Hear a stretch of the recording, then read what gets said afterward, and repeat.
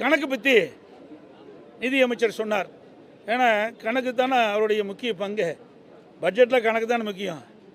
ஆகவே பட்ஜெட் கணக்கை சரியாக செயல்படுத்துங்க. எங்கள் கணக்கு நாங்கள் பார்த்துக்கிறோம். எங்கள் கணக்கு நாங்கள் எப்படி பார்ப்பணும் எங்களுக்கு தெரியும். அதோட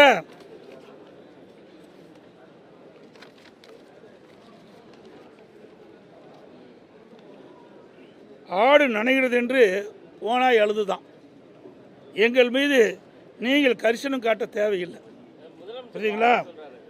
எங்கள் கணக்கை நாங்கள் பார்த்துக்கிறோம். அது எப்படி பார்க்கணும் எங்களுக்கு தெரியும். அதோட நீங்கள் எப்படியெல்லாம் கடந்த காலத்தில் இருந்தது என்று சற்று எண்ணி பார்க்க வேண்டும். அனைத்து இந்திய அண்ணா திராவிட முன்னேற்ற கழகத்தை பொறுத்த வரைக்கும் கொள்கை என்பது வேறு, கூட்டணி என்பது வேறு. ரெண்டையும் பொருத்தி பார்க்கக்கூடாது. நான் ஏற்கனவே பல முறை தொலைக்காட்சியின் வாயிலாகவும் சரி, பத்திரிகையின் வாயிலாகவும் சரி, என்னுடைய அறிக்கையின் சார்பாக தெளிவுபடுத்தியிருக்கின்றேன். கூட்டணி என்பது தேர்தல் வருகின்ற பொழுது வாக்குகள்லாம் ஒன்றாக சேர்ந்து எதிரிகளை வீழ்த்துவதற்காக கூட்டணி அமைப்பது. கொள்கை என்பது அது நிரந்தரமானது. கூட்டணி அப்படி இல்லை, ஒவ்வொரு முறையும் மாறி மாறி இருக்கும்.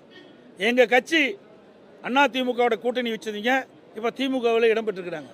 திமுகவில் இடம்பெற்றிருக்கின்ற கூட்டணி அங்கம் வைக்கின்ற கட்சியெல்லாம் எங்களோடையும் கூட்டணி போட்டு தேர்தல் நின்றுக்கிறாங்க. இதுதான் நிலைமை. கொள்கை வேற, கூட்டணி வேற. இது எங்களுடைய நிலைமை. திமுக அப்படி இல்லை. அடிக்கடி முதலமைச்சர் சொல்கிறாரு, எங்கள் கொள்கையோட ஒத்த கொள்கையுடைய கட்சி தாங்கிறாரு. அப்படின்னா ஒரே கட்சியாக இருந்துக்கலாம். அது தனித்தனி கட்சியாக இருக்க வேண்டிய அவசியமே இல்லை. இது நிலைமை.